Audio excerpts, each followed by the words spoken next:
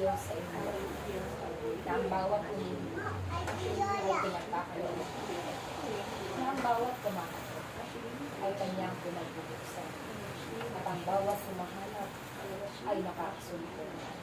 Ito ang isang pangako ng Diyos para sa kanyang mga anak na walang matakbuhan, kundi siya lamang.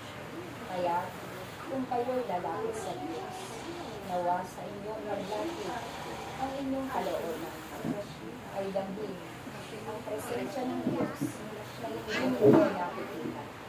Sapagkat ang Diyos na inyong tinatawag ay Diyos na sumasalahat. Kaya anuman ang inyong hingin, ito'y bibigyan niyo ng katibayan.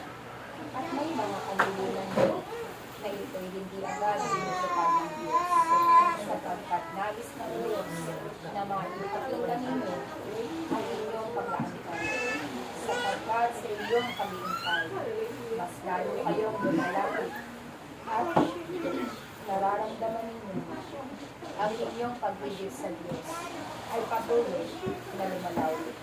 Kaya't nawa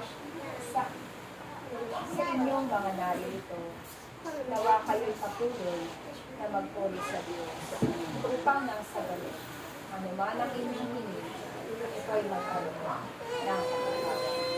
Isang mapagpalang araw sa inyo. Amen. Praise Yahweh. Praise Yahweh.